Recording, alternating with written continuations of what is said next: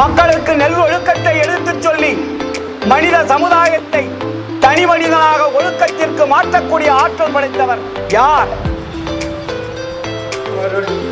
பிரிட்டிஷாருடைய ஆட்சியிலே, ஆங்கிலேயருடைய ஆட்சியிலே, ஆதிக்கம் செய்யக்கூடிய ஆட்சியிலே எங்கு பார்த்தாலும் சண்டை, சச்சரவு, போராட்டங்கள், தூக்கு தண்டனை, மறைந்தவனை இழுத்து வந்து சவுக்கடி, இப்படிப்பட்ட கொடுமையான செங்கோல் ஆட்சி நடந்து கொண்டிருக்கிற போது வள்ளல் பெருமான் வடலூர் பெருவெளியிலே இருக்கிறார். அக்காலகட்டத்திலே எல்லோரையும் அடித்து சிறைச்சாலைகள் நிரம்பி கொண்டிருக்கிறது. தன்னம் தனியாக வடலூர் பெருவெளியிலே ஒரு சாதாரண வேட்டி, ஒரு மேலே ஒரு போர்வை போற்றிக் கொண்டு வள்ளல் பெருமான் பப்ளிக்காக வெளியிடுகிறார். என்ன சொல்லுகிறார்? கருணையில் ஆட்சி கடிகு ஒழிக, அருள் நயந்த நன்மார்கர் ஆள்க, தெருள் நயந்த நல்லோர் நினைத்த நலம் பெறுக, எல்லோரும் வாழ்க இசைந்து. இந்த உலகம் ஜாதி சமயம் என்ற ஒரு வெறியர்களுடைய கையிலே சிக்கிக் கொண்டிருக்கிறது. இந்த மக்களை காப்பாற்ற வேண்டுமானால் சாதாரணமாக முடியாது. எல்லா இடங்களிலும் கருணை இல்லாத ஆட்சி தான் நடந்து கொண்டிருக்கிறது. அப்போ கருணை இல்லாத ஆட்சி ஒழிய வேண்டும் என்று பறைசாற்றுகிறார். எப்பொழுது? 1872 ஆண்டு பிரிட்டிஷ்காரனுடைய ஆட்சியிலே. நாட்டை ஆளக்கூடியவர் என்ன தகுதி உள்ளவர்களாக இருக்க வேண்டும்? அருள் நயந்த நன்மார்கர் ஆள்க. இந்த நாட்டை ஆளக்கூடிய சக்தி படைத்தவன் யாராக இருக்க வேண்டும்? அருள் உள்ளவனாக இருக்க வேண்டும். மரணத்தை வெல்லக்கூடிய சக்தி படைத்தவனாக இருக்க வேண்டும். ஆண்மநேய ஒருமைப்பாட்டு உரிமையை உணர்ந்தவனாக இருக்க வேண்டும். அவன் ஏற்ற தாழ்வற்ற சமநிலை சமுதாயத்தை அவனால் உருவாக்க முடியும். அங்கே ஜாதி இருக்காது, மதம் இருக்காது, சமயம் இருக்காது, சாத்திரங்கள் இருக்காது, ஆச்சார சங்கற்பங்கள் இருக்காது. எல்லா ஆன்மாக்களுக்கும் வேண்டியதை வேண்டிய இடத்தில் வேண்டியவாறு கொடுக்கக்கூடிய அனுமதியை வழங்கக்கூடிய ஆற்றல் அவனுக்கு மட்டும்தான் உண்டு. ஆனால்தான் வள்ளலாரிடை இறைவனிடத்திலே விண்ணப்பம் செய்கின்ற பொழுது ஒத்தாரும் உயர்ந்தாரும் தாழ்ந்தாரும் எவரும் ஒருமை உளராகி உலகியல் நடத்தல் வேண்டும்.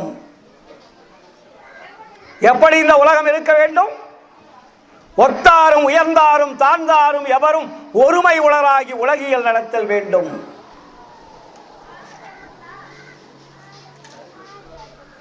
நாடு எந்த நிலையில் இருந்தது தெரியுங்களா? தனி மனித சுதந்திரம் இப்பொழுது நமக்கு கிடைத்திருக்கிறது. 1874க்கு பிறகுதான் நாம் ஓரளவிற்கு மனிதன் தன்னுடைய மனவிட்டு பேசக்கூடிய வாழ்க்கை அமைத்துக் கொண்டிருக்கிறோம். அதற்கு முன்னாடிதான் கிடையாது. ஏனென்றால் 1874க்கு பிறகு ஆட்சி மாற்றம் ஏற்பட்டு விட்டது. இதற்கு முன்னாடி ஜாதி சமய மதங்களினால் உருவாக்கப்பட்ட கர்த்தாக்கள் இந்த உலகத்தை ஆண்டு கொண்டிருந்தார்கள். அதனால்தான் படைத்தல், காத்தல், அடித்தல், பக்குவ அறிவித்தல், துரிசு நீக்குதல் என்று சொல்லுவார்கள். நீங்கள் எல்லாம் படித்திருப்பீர்கள். ஐந்தொழில் வல்லபம் படைத்தவர்கள் இந்த நாட்டை ஆண்டு கொண்டிருந்தார்கள். இப்ப இருக்கக்கூடிய மனிதர்கள் அல்ல, கண்ணுக்கு தெரியாத அருள் பெற்றவர்கள். அவர்கள்தான் பிரம்மா, விஷ்ணு, சங்கரன், மகேஸ்வரன், சதாசிவன் என்று சொல்லக்கூடிய 5 கர்த்தாக்கள். அவருடைய ஆட்சியில்தான் மனித இனம் அழிந்து கொண்டிருந்தது. மனித இனம் அழிந்து கொண்டுவதற்கு காரணகர்த்தாவாக இருந்தவர்கள் யார்? மனிதனுக்கு அறிவு புகட்ட வேண்டிய கர்த்தாக்கள் என்று சொல்லக்கூடிய படைத்தல் தொழிலை செய்தவர்கள், காத்தல் தொழிலை செய்தவர்கள், அழித்தல் தொழிலை செய்தவர்கள், பக்குவம் அறிவித்தவர்கள், துருசு நீக்கியவர்கள் எல்லாம் செய்த குற்றங்களினால் வந்த கொடுமைகள் தான் நாம் வாழ்ந்து கொண்டிருக்கக்கூடிய வாழ்க்கையினுடைய குற்றத்திற்கு அடிப்படை காரணம். அதை பின்பற்றியவர்கள் நம் கண்ணுக்கு தெரிந்தவர்கள். அவர்கள் கண்ணுக்கு தெரியாமல் இந்த உலகத்தை இயக்கிக் கொண்டிருந்தவர்கள். அதை பின்பற்றி கொண்டு வாழ்ந்தவர்கள் தான் மதவாதிகள், சமயவாதிகள், சூத்திரவாதிகள், ஜாதி வெறி பிடித்தவர்கள். இப்பொழுது நாம் பேசிக் கொண்டிருக்கக்கூடிய மனித சமுதாயத்திலே வாழ்ந்து கொண்டிருக்கக்கூடிய மக்கள், இவர்களுக்கு இந்த ஜாதி மதம் வெறி எப்படி வந்தது? நமக்கு முன்னாடி இருந்த ஆன்மீக சிந்தனையாளர்கள் விதைத்த விதைகள். இதைத்தான் வள்ளலாறு நமக்கு சொல்லுகின்ற பொழுது, பன்னெறி சமயங்கள் மதங்கள் என்றிடுமோ பவநெறி இதுவரை பரவியது, அதனால் செந்நெறி அறிந்தினர். ஏன் உண்மையான நெறியை உங்களால் அறிந்து கொள்ள முடியவில்லை? உண்மையான வாழ்க்கை முறையை உங்களால் ஏன் அமைத்துக் கொள்ள முடியவில்லை? உண்மையான மனிதனாக உங்களால் ஏன் வாழ முடியவில்லை? இந்த உலகத்திலே இருந்தது என்ன? பல நெறிகள் ஒரு நெறியா இருந்தது. பன்னெறி சமயங்கள் மதங்கள் என்றிடுமோர் பவநெறி இதுவரை பரவியது, ஆதலால் செந்நெறி அறிந்திலர். இறந்து இறந்து உலகோர் செறி இருளடைந்தனர். ஏன் மனிதன் இருளடைந்து செத்துக் கொண்டிருக்கிறான்? உண்மையான ஒழுக்க நெறியை இந்த உலக மக்களுக்கு யாரும் போதிக்கவில்லை. ஆதலால் செறி இருளடைந்தனர். மகனே, இனிமேலும் இந்த மக்களை காப்பாற்ற வேண்டியது உன்னுடைய கடமை. ஆதலால் ஒரு புன்னெறி தவிர்த்து ஒரு பொது நெறி எனுவான் புத்தமது அருகின்ற சுத்த சன்மார்க்க தன்னெறி செலுத்துக என்ற என் அரசே தனிநடராஜ சற்குருமணியே. இந்த உலக மக்களை திருத்த வேண்டுமானால் இதுவரையிலே இருந்த நெறிகள் எல்லாம் புழுத்த நெறி, புன்னெறி. அந்த நெறிகளினால் மனித இனம் பிரிந்து விட்டது. எப்படி பிரிந்திருக்கிறது? இஸ்லாம் தனியா, கிறிஸ்தவம் தனியா, இந்து தனியா, பௌத்தம் தனியா, ஜைனம் தனியா. இந்த மனித இனம் பிரிந்து தனித்தனி கூட்டமாக வாழ்ந்து அவர்கள் பிடித்ததே பெரிதென்று சொல்லி ஒருவரை ஒருவரோடு மோதிக்கொண்டு அழிந்து கொண்டிருக்கிறார்கள். இவர்களை எல்லாம் காப்பாற்ற வேண்டுமானால் நீ அந்த உலகத்திற்குண்டான ஒரு பொது நெறியை உருவாக்கு. அதிலே எல்லோரும் வந்து சேரக்கூடிய ஒரு பக்குவத்தை எடுத்து மக்களிடத்திலே கொடு. அந்த பொது நெறி, அந்த புது நெறி, அந்த தனி நெறிதான் வள்ளலார் ஏற்படுத்திய சமரச சுத்த சன்மார்க்க சத்திய சங்கம் என்ற நெறி. வள்ளலார் ஏதோ ஒரு சாதாரணமா ஒரு சங்கத்தை ஆரம்பித்து விட்டார் என்று நினைத்து விடாதீர்கள்.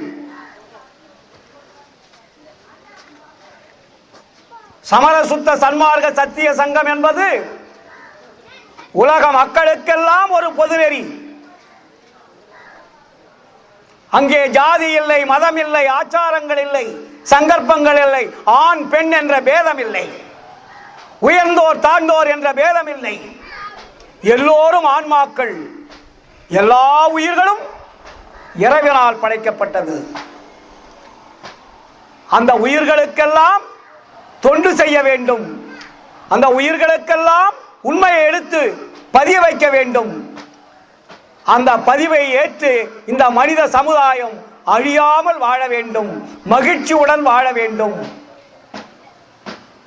மகிழ்ச்சியை கொடுப்பதுதானே இறைவனுடைய கடமை. மக்களுக்கு, மனிதர்களுக்கு துன்பம் கொடுப்பவன் இறைவனாக எண்ணிவிட முடியுமா?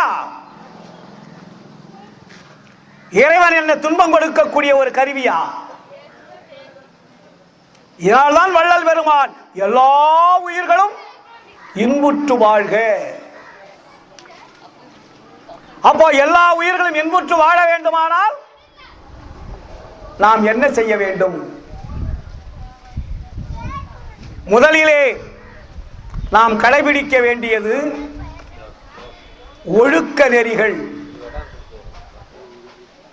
மனித வாழ்க்கையிலே கடைபிடிக்க வேண்டியது எது? தனி மனித ஒழுக்க நெறிகள். தனி மனித ஒழுக்க நெறிகள் இல்லாமல் இருக்கின்ற வரையிலே இறைவனிடத்திலே நம்மால் நெருங்க முடியாது. அப்ப தனி மனித ஒழுக்க நெறியிலே முதன்மையானது எது? ஒரு உயிரை கொன்று தின்பது ஒரு பயங்கரமான பாவச் செயல். எந்த ஞானியும் இதை சொல்லவில்லை இவ்வளவு தைரியமாக. இறைவன் படைத்த உயிரை கொன்று தின்பதற்கு வழிதகுத்து தந்தவது அல்லவா உங்களுடைய மதங்கள்? அதுவும் யாருடைய பெயரால்? இறைவனுடைய பெயரால், ஆலயத்தினுடைய பெயரால் ஒரு உயிரை கொன்று அந்த ஆலயத்திலே ரத்தத்தை பதிய வைத்து அதனால் வரக்கூடிய லாபம் என்று கருதி அதை நினைத்து உயிர்களை கொன்று கொலை செய்கிறார்களே. இதுதானே உங்களுடைய மதங்கள் வகுத்து தந்தது? இதுதானே உங்கள் சமயங்கள் உங்களுக்கு வகுத்து தந்தது? என்ன கொடுமை இது! ஒரு உயிரை கொல்லக்கூடிய, ஒரு கொலை வாங்கக்கூடிய தெய்வம் தெய்வமா அது? வள்ளல் பெருமான் இங்கே மிக கடுமையாக வேதனைப்படுகிறார். நலிதரு சிறிய தெய்வ வென்று ஐயோ நாட்டிலே பல பெயர நாட்டி வழிதர ஆடு பன்றி குக்குடங்கள் முதலிய பொருள் உற கொண்டு போகவும் கண்டே புந்தி நொந்து உளம் நடுக்குற்றேன். அந்த கோயிலை காப்பில் பார்க்கின்ற பொழுதெல்லாம் இன்னும் எத்தனை உயிர்களை இந்த ஆண்டவன் கடவுள் என்று பெயர் வைத்துக் கொண்டு இருக்கக்கூடிய இந்த தெய்வம் பழி வாங்குமோ தெரியவில்லையே. இதனால் என்னுடைய சகோதர ஆன்மாக்கள் எவ்வளவு துன்பப்படுவார்களே. என்ன கொடுமை இது! உங்களை நினைத்து வள்ளல் பெருமான் வாடுகிறார், நம்மை நினைத்து வள்ளல் பெருமான் அழுகிறார். இதைத்தான் வள்ளல் பெருமான் நமக்கு சொல்லுகிறார். இறைவனை பேசுவதற்கும் இறைவனுடைய அருளை பற்றி புரிந்து கொள்வதற்கும் தகுதி உள்ளவர்கள் யார்? கொலை புரிவார் தவிர மற்ற எல்லோரும் நமது குலத்தாரே. கொலை செய்கிறவன் தவிர மீது எல்லோரும் நினைத்து குலத்தாரே. கொலை செய்பவர்களுக்கு மட்டும் இறைவன் கண் திறந்து பார்க்க மாட்டார். நிறைய பேருக்கு இது தெரியல, நிறைய பேருக்கு சன்மார்கள் எடுத்து சொல்லல. ஒரு பாவச் செயல். இதற்கு கொடுக்கக்கூடிய தண்டனை கொஞ்ச நஞ்சம் அல்ல.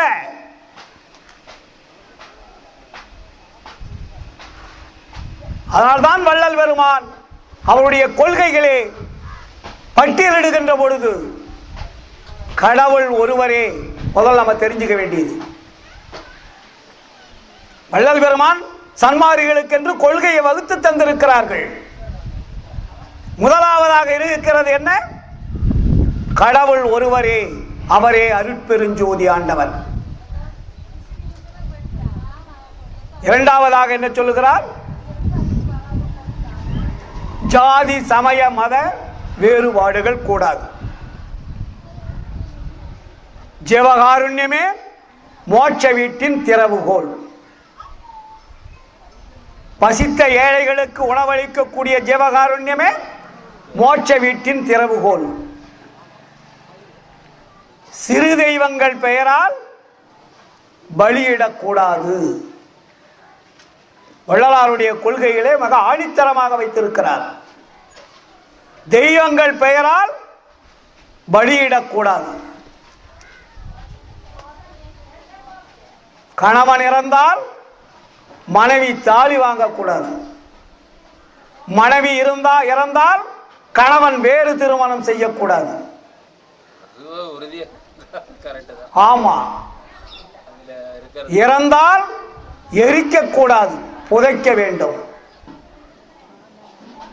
எதிலும் பொது நோக்க வேண்டும். எல்லாவற்றையும் பார்க்கின்ற பொழுது எல்லாம் பொது நோக்கமாக இருக்க வேண்டும். ஒரு ஜாதியை சார்ந்ததோ மதத்தை சார்ந்ததோ சமயத்தை சார்ந்ததாக இருந்துவிடக்கூடாது. ஏன் இறந்தாரை புதைக்க வேண்டும்? எரிக்கக்கூடாது. இன்னைக்கு பார்த்தீங்கன்னா அரசாங்கமே மயானத்தை கட்டி வைத்துக் கொண்டிருக்கிறது. எவ்வளவு பெரிய ஆளா இருந்தாலும் கொண்டு போய் தேனாமேட சுடுகாட்டில் கொண்டு போய் வைக்கிறான் சென்னை மாநகரத்தில். அதே மாதிரி மாவட்டங்கள் தோறும் இருக்கிறது. இந்த நாட்டிலே விஷக்கிருமிகள் அதிகமாக பரவி இந்த நாடு வெப்பமயமாக ஆகிக்கொண்டிருக்கிறது என்பதை விஞ்ஞானம் அறிவியல் கண்டுபிடித்திருக்கிறது. அதற்கு அடிப்படை காரணம் என்ன? ஒரு உயிரை பிதைக்காமல் எரிக்க வைப்பதனால் ஏற்படக்கூடிய தீமைகள் தான் அதற்கு காரணம். நீங்களெல்லாம் படித்திருப்பீர்கள். ஏன் புதைக்க வேண்டும் என்பதை உங்களிடத்தில் இன்று நான் பதிவு செய்ய விரும்புகிறேன். இறந்தவரை புதைக்க வேண்டும், எரிக்கக்கூடாது என்பதை வள்ளல் பெருமான் இங்கே பதிவு செய்வதனுடைய அடிப்படை உண்மையை நாம் தெரிந்து கொண்டால் கொஞ்சம் எதிர்கால வாழ்க்கைக்கும் எதிர்கால பிறப்பிற்கும் வருங்கால சந்ததிகளுக்கும் ஒரு பெரிய மாபெரும் வரப்பிரசாதமாக இருக்கும். வள்ளல் பெருமான் வாழ்விக்க வந்தவர், யாரையும் அழிக்க வரவில்லை, யாரையும் துன்புறுத்த வரவில்லை, யாரிடத்திலும் எதையும் பெற்றுக்கொள்ள வரவில்லை. இறைவனுடைய குழந்தைகள் என்று இந்த உலக மக்களுக்கு நாம் எல்லோரும் இறைவனுடைய குழந்தைகள் என்பதை முதல்ல தெரியப்படுத்தணும். நம்ம ஏதோ தாய் தந்தையருக்கு பிறந்துட்டு நினைக்கிறோம். தாய் தந்தையர் என்பதெல்லாம் ஒரு உபகார கருவி. ஒரு உயிரை உருவாக்குவதற்கு அது ஒரு உபகார கருவியாக இருக்கிறதே தவிர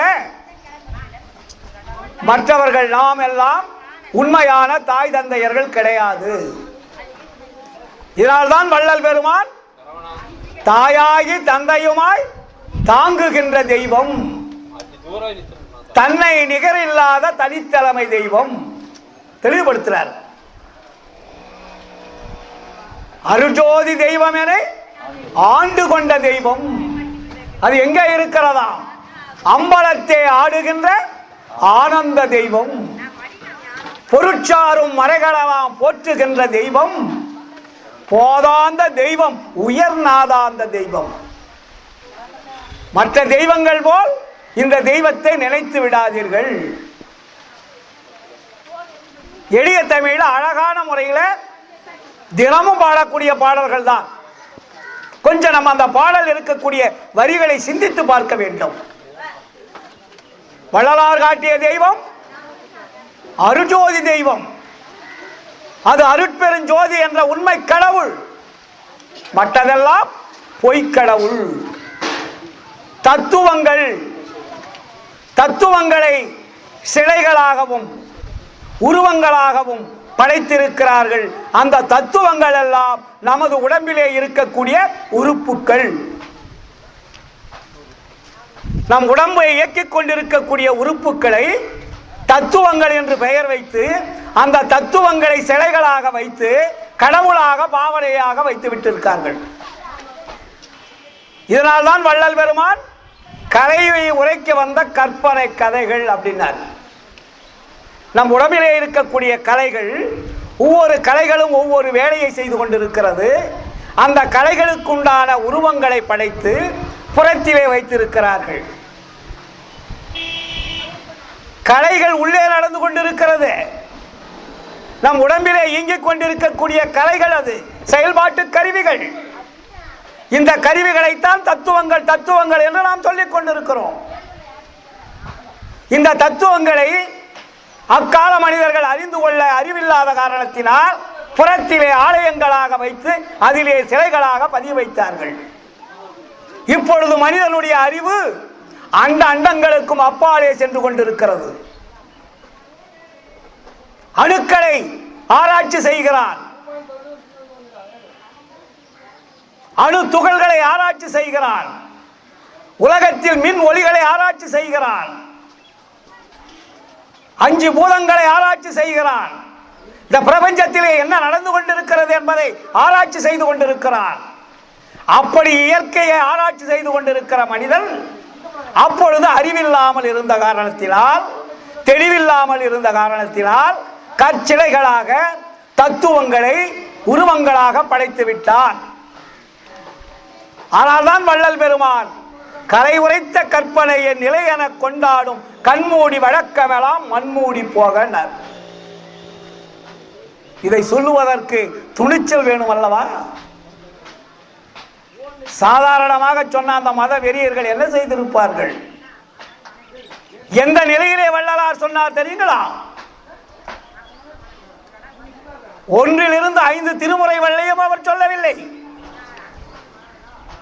1870 பின்னாடி தன்னுடைய உடம்பை அருளுடம்பாக மாற்றிவிட்ட பிறகு, ஒளி உடம்பாக மாற்றிவிட்ட பிறகு, இந்த உடம்பை யாரும் ஒன்று செய்துவிட முடியாது என்ற ஆற்றல் பெற்றுவிட்ட பிறகுதான் உண்மையை எடுத்து பதிய வைக்கிறார். 5 திருமுறைகளை வெளியிடுகின்ற பொழுது வள்ளல் பெருமான் தடை சொல்லவில்லை. வேலாயுத முதலியாரும் மற்றும் சீடர்கள் எல்லாம் 1 5 திருமுறைகளை வெளியிடுகிறார்கள். அதற்கு திருவருட்பா என்று பெயர் வைக்கிறார்கள். அது சமய வழிபாட்டு முறைகளை பற்றி பேசுகிறது. அந்த நூல்களுக்கு அப்பொழுது இருந்த சமயவாதிகள், மதவாதிகள் எல்லாம் இது திருவருட்பா அல்ல மருட்பா என்று சொல்லி கடலூர் மஞ்சக்குப்ப நீதிமன்றத்திலே வழக்கு தொடர்ந்த நாடு அல்லவா? வள்ளல் பெருமான் எழுதிய நூலை, திரு அருட்பா என்று பெயர் வைத்த நூலை, இந்த தமிழகத்திலே அவரை எதிர்த்து போராடக்கூடிய வல்லமை இல்லாத காரணத்தினால் யாழ்ப்பாணத்தில் இருக்கக்கூடிய யாறுமுக ஆவலரை அழைத்து இங்கே கொண்டு வந்து வள்ளலாரை எதிர்த்து நீதிமன்றத்திலே வழக்கு தொடுத்த சமுதாயம் அல்லவா? சிந்தித்து பாருங்கள் அன்பர்களே. அப்படி இருக்கின்ற பொழுது வள்ளல் பெருமான் உருவ வழிபாடு வேண்டாம் என்று சொன்னால் என்ன நடந்திருக்கும்? அந்த காலகட்டத்திலே 5 திருமுறைகள் வருகின்ற வரையிலே, வெளியிடுகின்ற வரையிலே அவர் சொல்லிய வழிபாட்டு முறைகள் எல்லாம் வேறு. 1870 பிறகு தன்னுடைய உடம்பை ஒளிவேகமாக மாற்றி இறைவனுடைய அருளை முழுமையாக பெற்று எல்லா சக்திகளையும் பெற்ற பின்பு தன்னுடைய உண்மைகளை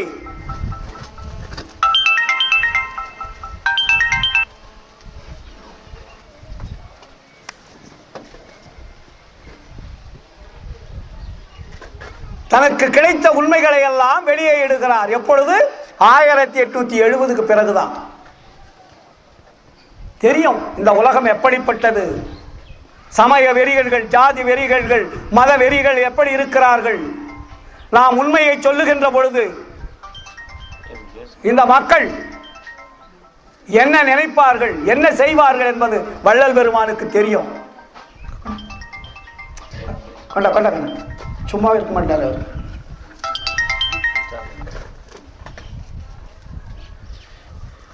ஹலோ சார், ஒரு அரை மணி நேரம் பொறுங்க, நான் அப்புறம் பேசுகிறேன். இந்த சொற்பொழிவு பண்ணிகிட்டு இருக்கோம். 2 மணிக்கு மேலே பண்ண. ஓகே.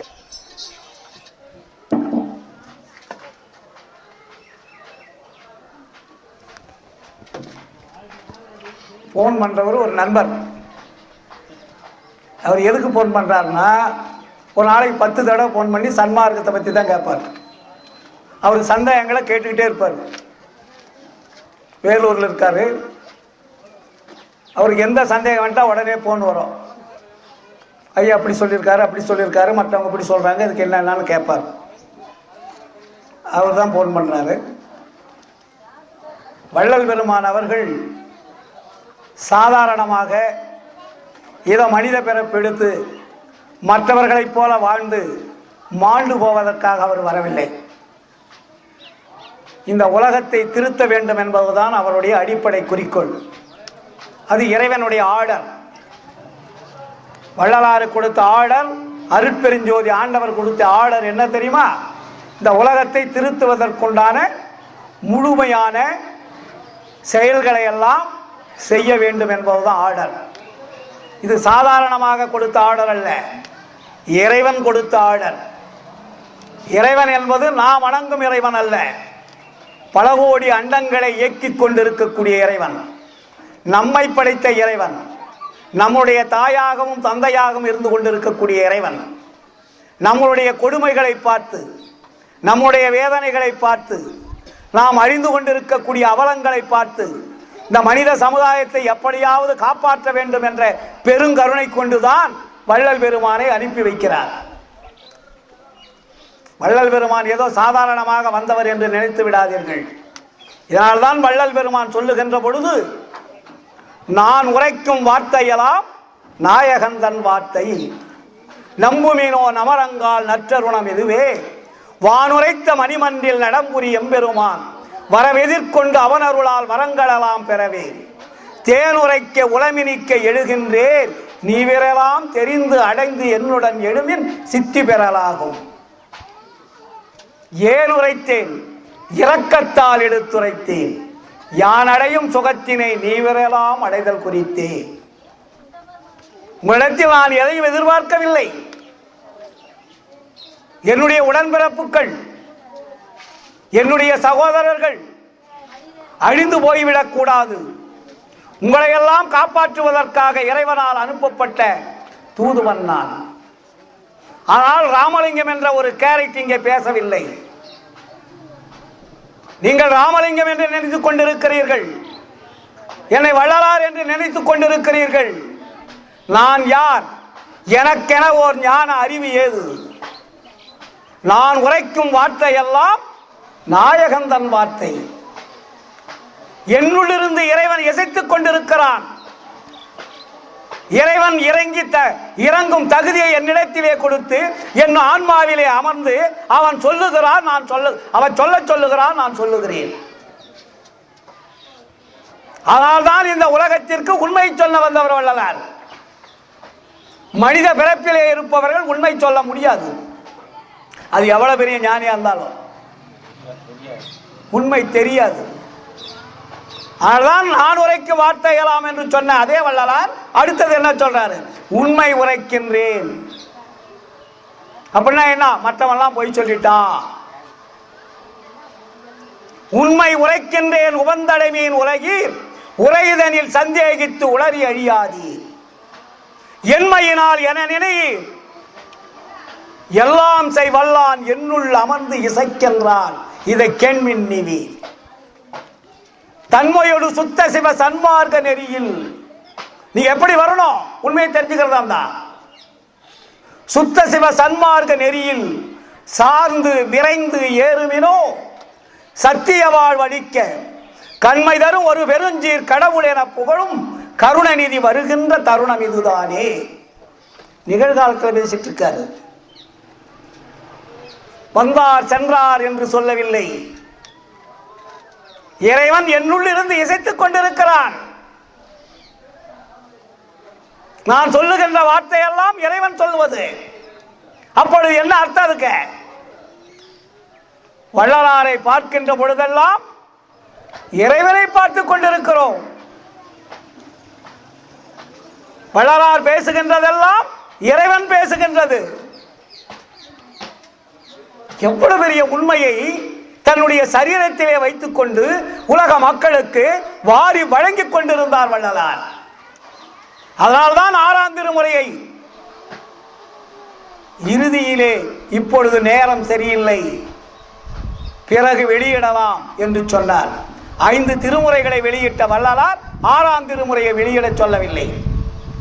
ஏனால் 5 திருமுறைக்கே நீதிமன்ற வளாகத்திலே ஆறுமுக நாவலரை அழைத்து அவதூறு வழக்கை தொடுத்தவர்கள் இந்த தமிழகத்திலே இருக்கக்கூடிய ஆன்மீக சிந்தனையாளர்கள். நமக்கு எதிரி யார்? சன்மார்க்க சங்கத்திற்கு எதிரியாக யார் இருக்கிறார்கள்? நம்மை சார்ந்த நண்பர்கள், சமயவாதிகள், மதவாதிகள், நம்முடைய சகோதரர்கள் தான் நமக்கு எதிரி. உண்மை சொல்ல புகுந்தாலும் கேட்பாரில்லை. சொல்லுகின்றேன் பற்பல நான், துரிசலவே சூதலவே தூய்மை உடையனவே, வெல்லுகின்ற வார்த்தை அன்றி வெறும் வார்த்தை என் வாய் விளம்பாது. ஐயர் நின்று விளங்குகின்றபடியால், என்னுள்ளே இறைவன் இருந்து உரைக்கின்றபடியால், வெல்லுகின்ற வார்த்தை அன்றி வெறும் வார்த்தை என் வாய் விளம்பாது. ஏன்? உங்களை காப்பாற்றுவதற்காக, உங்களை வாழ வைக்க வேண்டும் என்பதற்காக, உங்களை இறைவனுடைய குழந்தைகள் என்று அறிமுகப்படுத்துவதற்காக, எங்கிருந்து வந்தோமே அங்கு உங்களை அழைத்துச் செல்வதற்காக உண்மையை உரைக்கின்றேனே தவிர உங்களுக்கும் எனக்கு வேறு எந்த விதமான லாபம் அல்ல. வள்ளல் பெருமான் சித்திவளாக திருமாளிகையிலே இறைவன் வந்து அழைக்கிறார். 1874 சுத்த பிரணவ ஞானதேகம் என்ற அருள் உடம்பு பெற்றாகிவிட்டது. கிட்ட யாரும் நெருங்க முடியாது. வள்ளலாருடைய எதிரில் என்று பேசக்கூடிய தைரியம் யாருக்கும் கிடையாது. அவரை உற்று பார்க்கக்கூடிய ஆற்றல் யாருக்கும் கிடையாது. அவருடைய பக்கத்திலே அமர்ந்து கொள்ளக்கூடிய ஆற்றல் யாருக்கும் கிடையாது. வள்ளலாருடைய வாழ்க்கை வரலாறுகள் சும்மா நீங்க சாதாரணமா நினைக்கிறாதீங்க. யாராவது வள்ளலார் பக்கத்தில் உட்கார்ந்து இருந்தாங்கன்னு சொல்லுங்க. வள்ளலார் கூட்டம் சொன்னாவே கவியாதான் வருதுக்கா. இன்றைக்கு வந்து கொண்டிருக்கிறார்கள் இளைஞர் பெருமக்கள். நீங்கள் சொல்லியது 30 ஆண்டுகளுக்கு முன்னாடி சன்மார்க்க கூட்டம் என்றால் ஒரு பெண்கள் இருக்க மாட்டார்கள். ஒரு 60 வயசுக்குண்டான முதியவர்கள் 5 பேர் 10 பேர் இருப்பார்கள். இன்று இளைஞர் பெருமக்கள், பெண் சமுதாயம், குழந்தைகள் எங்கு பார்த்தாலும் உண்மையை தெரிந்து கொண்டு வள்ளலாருடைய கொள்கைகளை ஈர்ப்பு ஏற்பட்டு கூட்டம் கூட்டமாக குவிந்து கொண்டிருக்கிறார்கள். அது கடந்த கால வாழ்க்கை. மக்களை தட்டி எழுப்பிக் கொண்டிருக்கிறார் வள்ளலார் இப்பொழுது. அதனால்தான் வள்ளலார் நானே சன்மார்க்கம் நடத்துகின்றேன் என்று சொன்னார். சங்கத்தை யாரிடத்திலும் அவர் ஒப்படைக்கவில்லை. சங்கத்தை வழி நடத்தக்கூடிய தைரியம் நமக்கு இருந்தால் போதும்.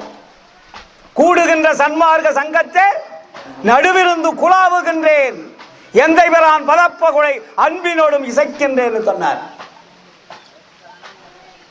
வள்ளல் பெருமானுடைய கொள்கைகளை உலக நாடுகள் எல்லாம் என்று ஆராய்ச்சி செய்து கொண்டு மக்கள் குவிந்து விட்டார்கள். உண்மைகளை அறிந்து கொண்டிருக்கிறார்கள்.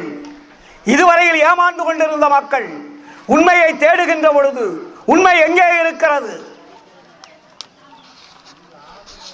உண்மையினுடைய ஆற்றல் எங்கே இருக்கிறது என்று தேடி தேடி அலைந்து இறுதியிலே வள்ளலார் ஏற்படுத்திய சுத்த சன்மார்க்க நெறியில் தான் இருக்கிறது என்பதை உணர்ந்து உலக நாடுகள் எல்லாம் இன்று சன்மார்க்க நெறியிலே குவிந்து கொண்டிருக்கிறார்கள். வள்ளல் பெருமான் தன்னுடைய உடம்பை அருளுடம்பாக மாற்றிக் கொண்டவர். மரணமில்லாத பெருவாழ்வு என்ற வாழ்க்கையை வாழ்ந்தவர். எப்பொழுது உங்களுக்கு மரணம் வரவில்லையோ அப்பொழுதுதான் இறைவனுடைய இடத்திற்கு உங்களால் செல்ல முடியும் என்ற உண்மையை சொன்னவர். வைகுண்டம் என்றும் கைலாசம் என்றும் சொர்க்கம் என்றும் நமக்கு வழிகாட்டி இருக்கிறார்களே.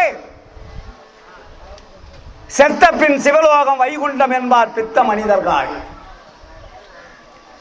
நீங்கள் இறந்துவிட்ட பிறகு எங்கே இருக்கிறது சொர்க்கம், எங்கே இருக்கிறது கைலாசம், எங்கே இருக்கிறது வைகுண்டம் காட்ட முடியுமா?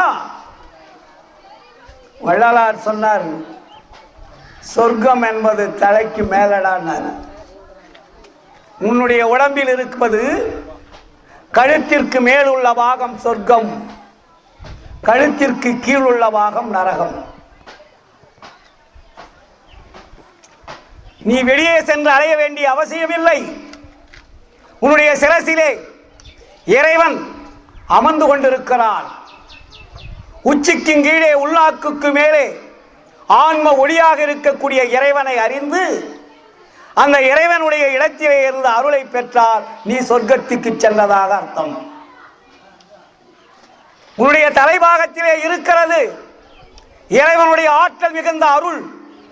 அந்த அருளை நீங்கள் பெற வேண்டும் என்பதற்காக உங்களை அனுப்புகின்ற பொழுது இறைவன் உங்களுக்கு வைத்த நிதி, அது அழியாத நிதி. இந்த உலகத்தில் உள்ள நிதியெல்லாம் அழிந்து போகும் நிதி. அதனால்தான் வள்ளல் பெருமான் ஞான சரிகளை முதல் பாட்டிலே போடுறாரு. என்ன படிக்கிறோம் நம்ம?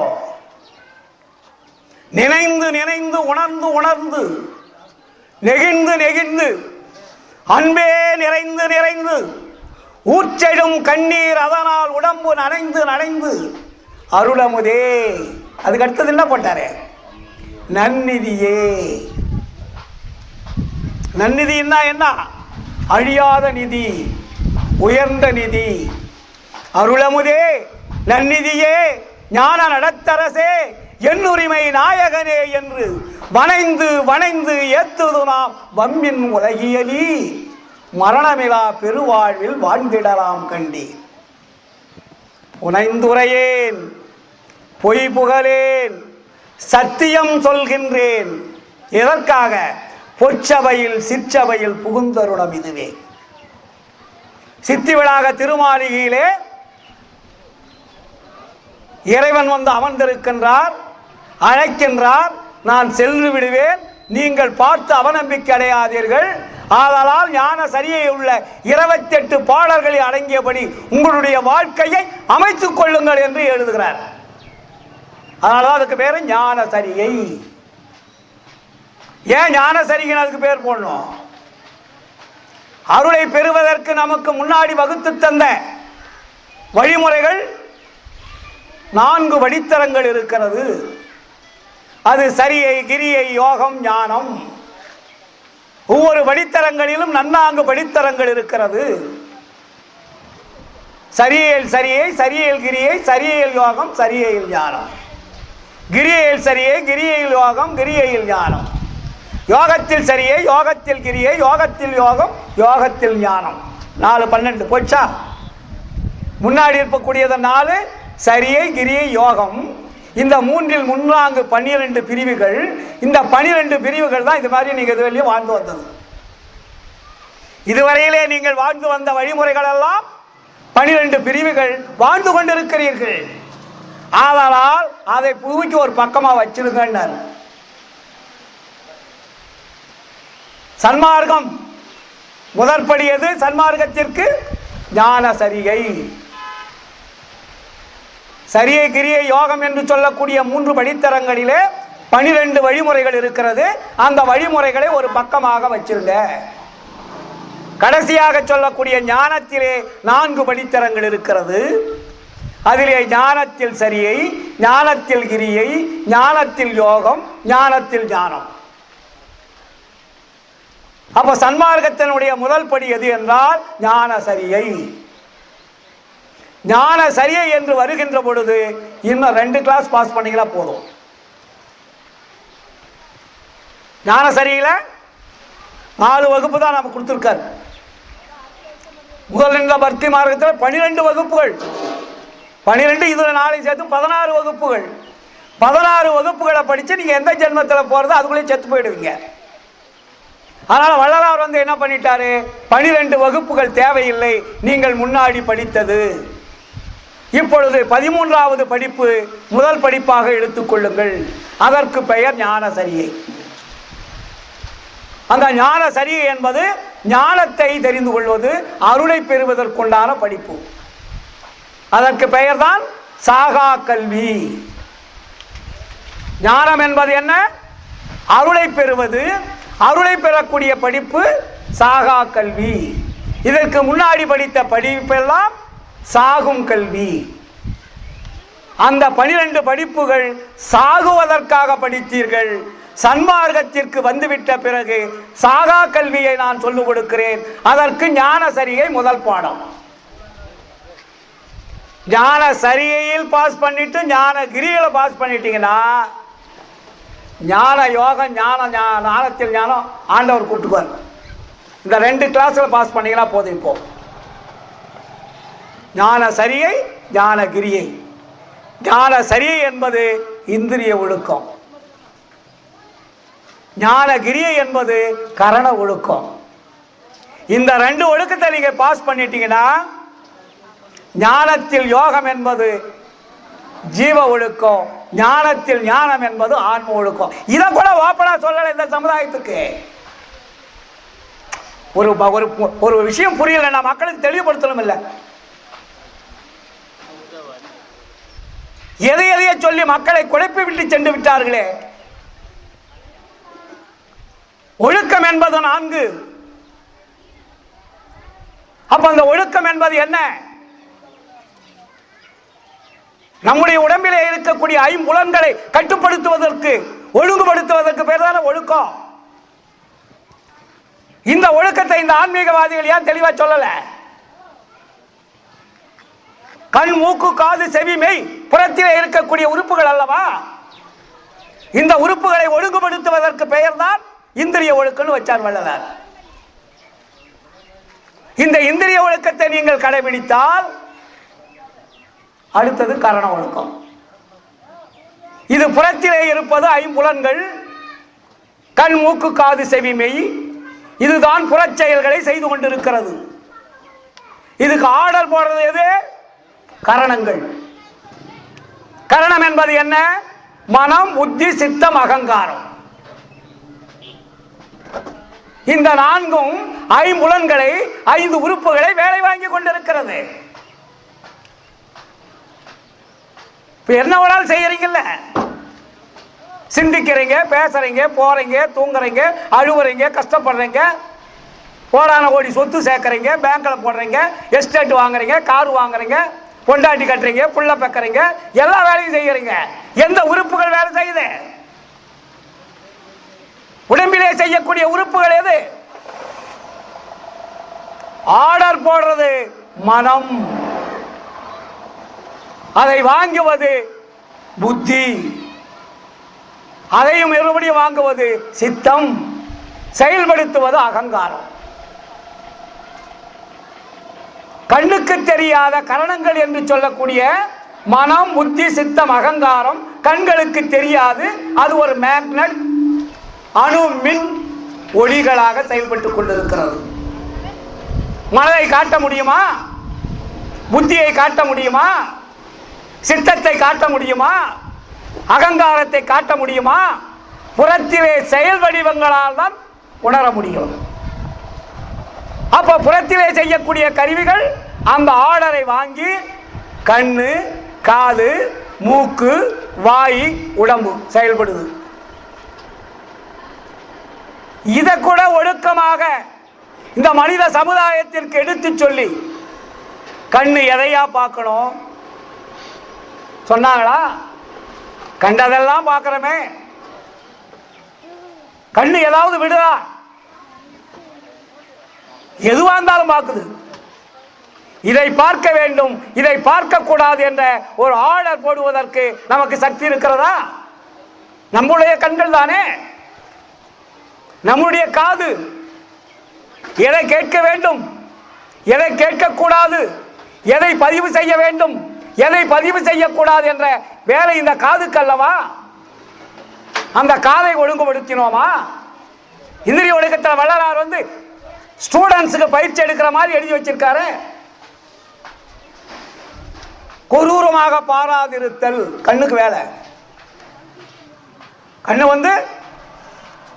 மற்றவங்களை பார்க்கும் போதே நம்ம எல்லாம் கொரூரமாக பார்க்கிறோமா? பார்வையிலே அன்பு இருக்க வேண்டும், பார்வையிலே கருணை இருக்க வேண்டும், பார்வையிலே தயவு இருக்க வேண்டும். நம்மை பார்க்கின்ற பொழுது அவர் கைகூப்பி வணங்கக்கூடிய அளவிற்கு உங்களுடைய பார்வையினுடைய ஒளி இருக்க வேண்டும். காது எதை கேட்கணும்? கொடிய சொல் செவி புகாமல் நாத முதலிய தோத்திரங்களை கேட்டல். கண்ட பேச்செல்லாம் கேட்டுக்கிட்டு இருந்தேனாக்கா சீக்கிரம் அழிஞ்சு போயிடுவீங்க.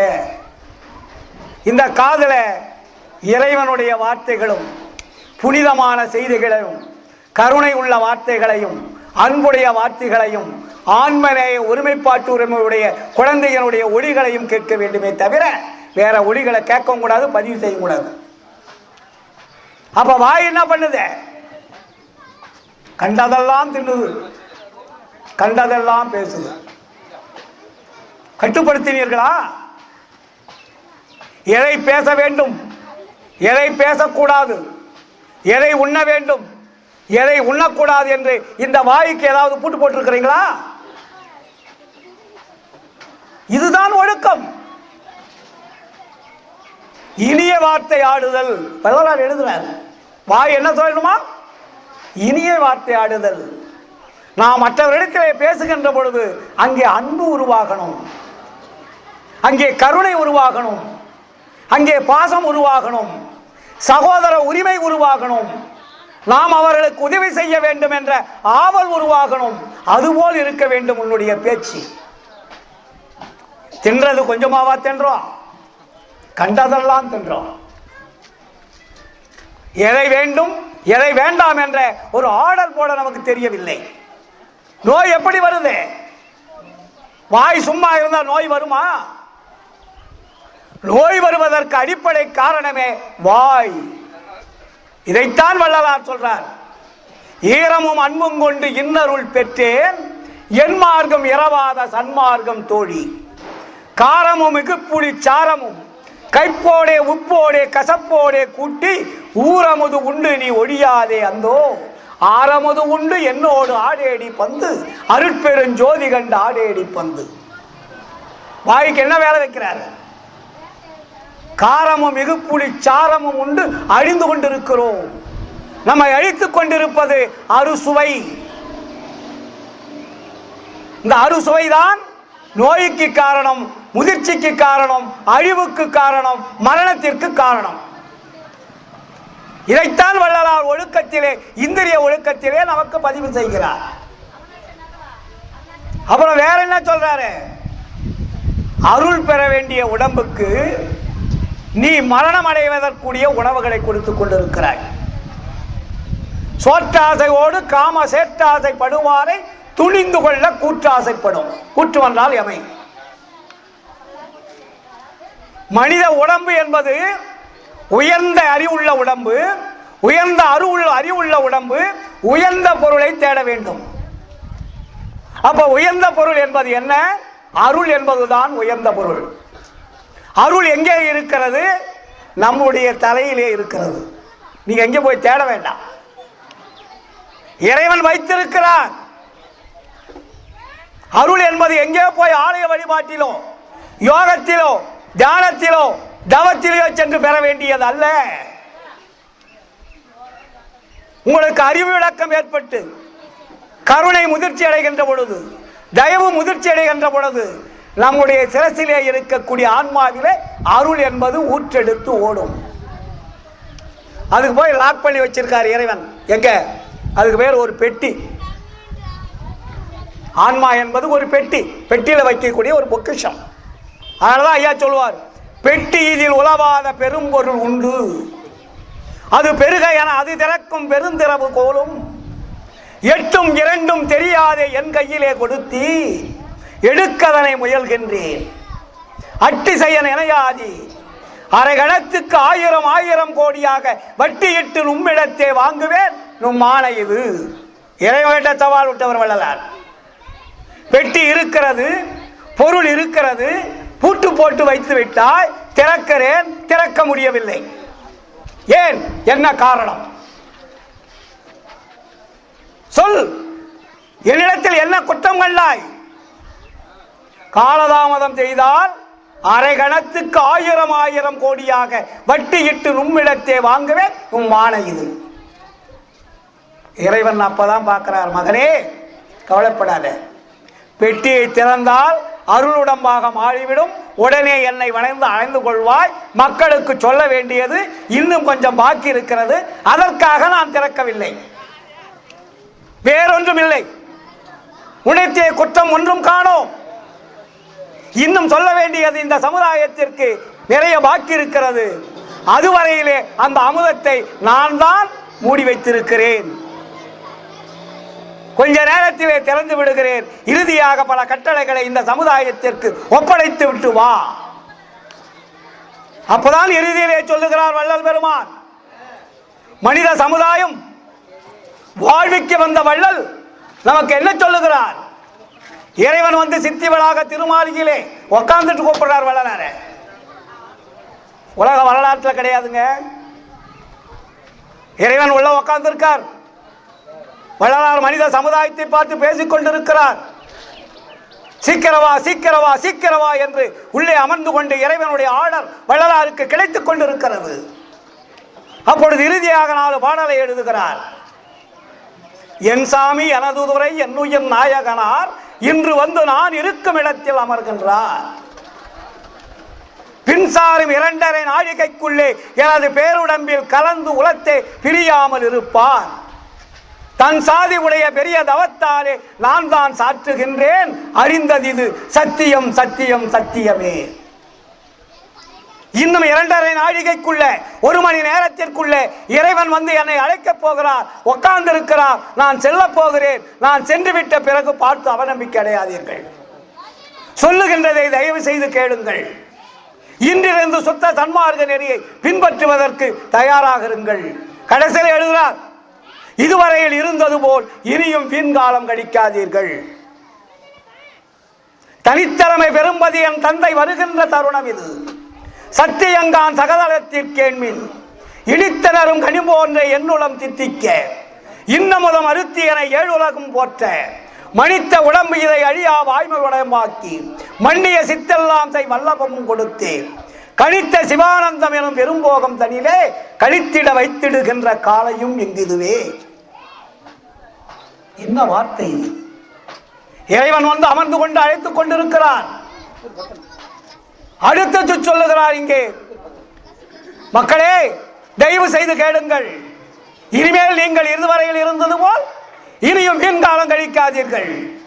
ஏன் சொல்லுகிறேன் என்றால் சத்தியவான் வார்த்தை இது. சத்தியவான் வார்த்தை இது. தான் உரைத்தேன் கண்டாய் சந்தேகம் இளையதனில் சந்தோடம் உருவாய் இத்தினமே அருஜோதி எய்துகின்ற தினமாம் இனிவரும் தினங்களெல்லாம் இன்பம் ஒரு தினங்கள். என்ன நடக்க போகுது? சுத்த சிவ சன்மார்க்கம் துலங்கும் எல்லா உலகும் தூய்மையுறும். நீ உரைத்த சொல் அத்தனையும் பலிக்கும். செத்தவர்கள் எழுந்து உலகில் திரிந்து மகிழ்ந்திருப்பார். திருவருட் செங்கோல் எங்கும் செல்லுகின்றதாமே.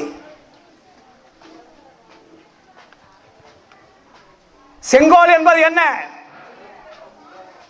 1874 வள்ளல் பெருமானிடத்திலே அருட்பெருஞ்சோதி ஆண்டவர் செங்கோலை கொடுத்து விட்டார். இப்பொழுது ஆட்சியிலே அமர்ந்து கொண்டிருப்பவர் யார் தெரியுமா?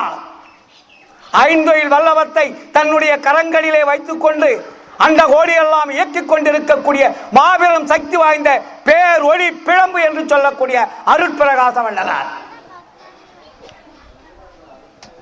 சாதாரணமாக நினைத்து விடாதீர்கள் வள்ளலாரை. அதனால்தான் வள்ளல் பெருமான் என்னுடைய உருவத்தை நீங்கள் வணங்காதீர்கள் சொன்னார். சன்மார்க்க சங்கத்திற்காக கட்டளை ஒன்று போடுறார். கடைசியில சன்மார்க்க சங்கத்தில் சிற்றடியேன் உமது தாழ் வணங்கி சாற்றுகின்றேன் தயவனோடும் கேட்பீர். என் மார்க்கத்தில் என்னை உமக்கள் ஒருவன் எனக் கொள்வீர். எல்லாம் செய் வல்ல நமது இறைவனையே தொழுவீர். புன்மார்க்கத்தவர் போல வேறு சில புகன்றேன் புந்தி மயக்கடையாதி பூரண மெய்ச்சுகமாய் தன்மார்க்கமாய் விளங்கும் சுத்த சிவம் ஒன்றே தன்னானை என்னானை சார்ந்து அறிவின் என்றே. இந்த மக்கள் உண்மையான இறைவன் யார் என்பது தெரியாமல் என்னை தெய்வம் என்று சுற்றுகின்றார்கள். இவர்களுக்கு நான் என்ன சொல்வேன்? ஆதலால் என்னை வணங்கினால் உங்களுக்கு ஒரு பயனும் இல்லை. எல்லாம் செய் வல்ல நமது இறைவனையே தொழுவீர். ஆதி அந்தமும் இல்லா அருட்பெரும் ஜோதி தன்னையே நினைவீர்கள் சுகம் பெற விளைவீர். நீவீர் இது மேலேறு வீதி மற்ற வீதிகள் கீழ்ச்செல்லு வீதி. ஆனால்தான் வள்ளல் பெருமான் மற்ற சமயவாதிகள் போல தன்னுடைய உருவங்களை வைத்து வழிபாடு செய்வார்கள் என்பதால் தன்னுடைய உருவத்தை போட்டாவிற்கு கூட அவர் கொடுக்கவில்லை. அவருடைய உடம்பு போட்டாவில் விடவில்லை. அதை பார்த்து மற்றவர்கள் எல்லாம் ஆசிராமணி போன்றவர்களாம் எவ்வளவோ முயற்சி செய்து அவரை போட்டா எடுக்கின்ற பொழுது அவருடைய உருவம் போட்டாவில் விடவில்லை.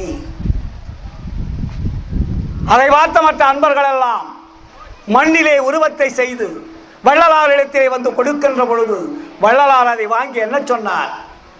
பொன்னான உடம்பு மண்ணாக மாற்றிவிட்டீர்களே என்று கீழே போட்டு உழைத்தார். ஏனென்று அறியாத மக்கள் அன்பினால், ஆசையினால், நட்பினால் என்னுடைய உருவத்தை வைத்து வழிபாடு செய்தால் இறைவனை மறந்து விடுவார்கள். உண்மையான இறைவனை மறந்துவிட்டால் இவர்கள் எந்த தெய்வத்தை வழிபாடு செய்வார்கள்? இதுவரையில் இப்படிதான் இந்த நாடு இருந்து கொண்டிருக்கிறது. அதனால்தான் நான் பல இடங்களிலே சொல்லுகின்ற பொழுது அருட்பெருஞ்சோதியை வழிபாடு செய்யுங்கள், அதிலே அருட்பிரகாச வள்ளலார் இருக்கிறார். நீங்கள் ஒரு படத்தை வைத்து வழிபாடு செய்தால் அதிலே அருட்பெருஞ்சோதி ஆண்டவர் இல்லை, அது படம். ஒளியிலே ஆண்டவர் இருக்கிறார், உருவத்திலே ஆண்டவர் இல்லை. இதை சன்மார்கள் மிக தெளிவாக புரிந்து கொள்ள வேண்டும். ஆனால்தான் இதுவரையில் இருந்தது போல் இனியும் வெண்காலம் கழிக்காதீர்கள். இது ஞான சித்தருடைய காலம், கரும சித்தருடைய காலம். 1874 எல்லாம் ஆப்சென்ட் ஆனியாச்சு. இனிமேல் அவங்க பாச்சாலாம் படிக்காது, கம்ப்ளீட்டட் டிஸ்மஸ்.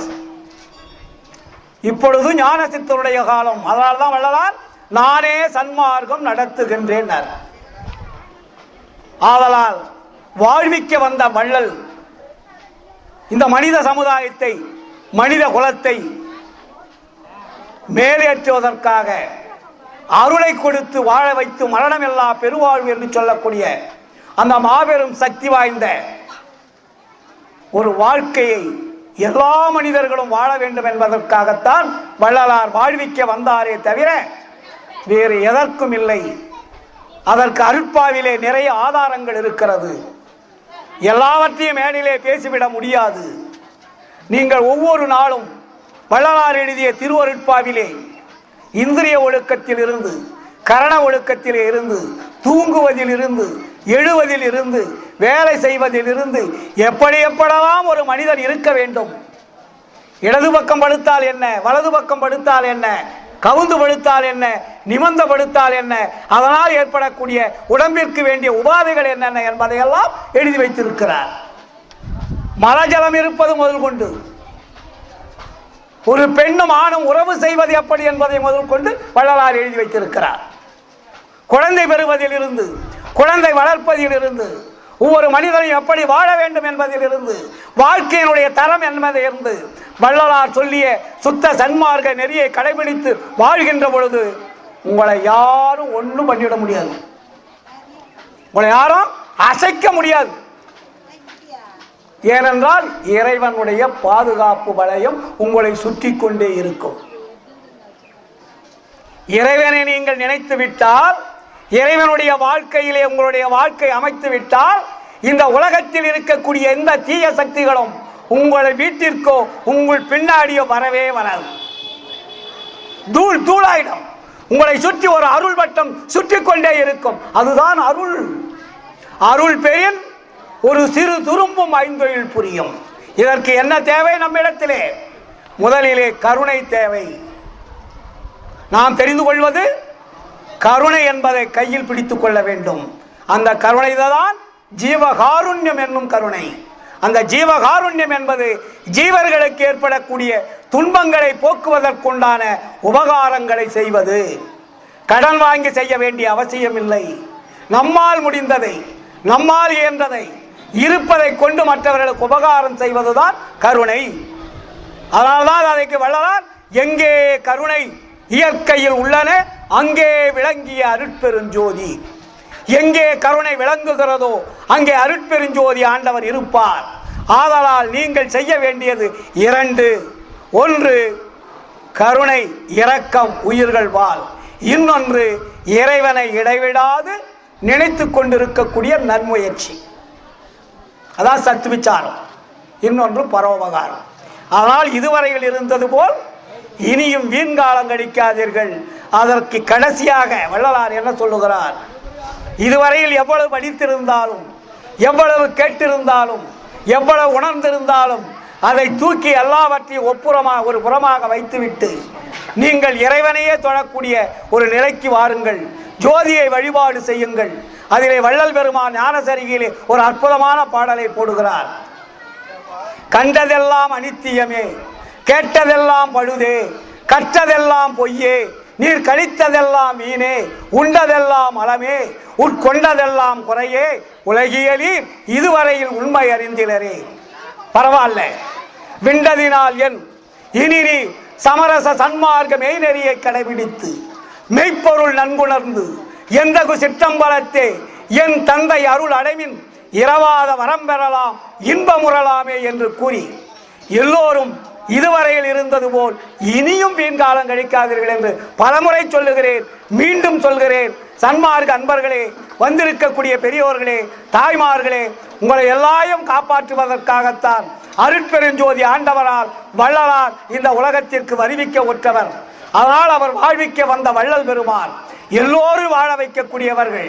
இடைவிடாது அந்த அருட்பெருஞ்சோதி ஆண்டவரை நினைத்து இந்த சன்மார்க்கத்தை இன்னும் மேன்மைப்படுத்துவதற்காக இங்க இருக்கக்கூடிய அன்பர்கள் எல்லாம் ஒருங்கிணைந்து வருஷம் இதிலே உறுப்பினர்களை அதிகமாக சேர்த்து, சன்மார்க்க அன்பர்களை அதிகமாக சேர்த்து, எல்லா உயிர்களுக்கும் இன்பம் தரக்கூடிய ஜீவகாருண்ய வல்லபத்தை பெருக்கி மேலும் மேலும் இந்த ஊரும் இந்த ஊர் மக்களும் வளர வேண்டும், வளர்ச்சி அடைய வேண்டும், தொழில் வளர வேண்டும், மகிழ்ச்சியுடன் வாழ வேண்டும், உலகமெல்லாம் ஒளி நெறி பெற்றிட வேண்டும், எல்லா உயிர்களும் இன்புற்று வாழ்ந்திட வேண்டும் என்று கூறிக்கொண்டு சாப்பாடு நேரம் வந்துவிட்டது. நீங்கள் எல்லாம் பசியோடு இருக்கிறீர்கள், பேசுவதற்கு நேரம் கிடையாது, போய்கொண்டே இருக்கும். இருந்தாலும் கருணையுடன் நீங்கள் எல்லாம் புசிக்க வேண்டும், பசியாற வேண்டும் என்ற காரணத்தினால் இந்த வாய்ப்பளித்த அனைத்து சன்மார்க்க அன்பர்களுக்கும் இந்த ஊர் பெருங்குடி மக்களுக்கும் என் இதயம் தாழ்ந்த, சிரம் தாழ்ந்த, உரிமை தாழ்ந்த, என்னுடைய அறிவு தாழ்ந்த உங்களுடைய கால்களை தொட்டு வணங்கி எல்லோரும் மேன்மேலும் மகிழ்ச்சியுடன் வாழ வேண்டும் என்று கூறி எனக்கு வாய்ப்பளித்த இந்த அத்தனை அன்பர்களுக்கும் நன்றி கூறி என்னுடைய சிறிய உரையை நிறைவு செய்கிறேன். நன்றி, வணக்கம்.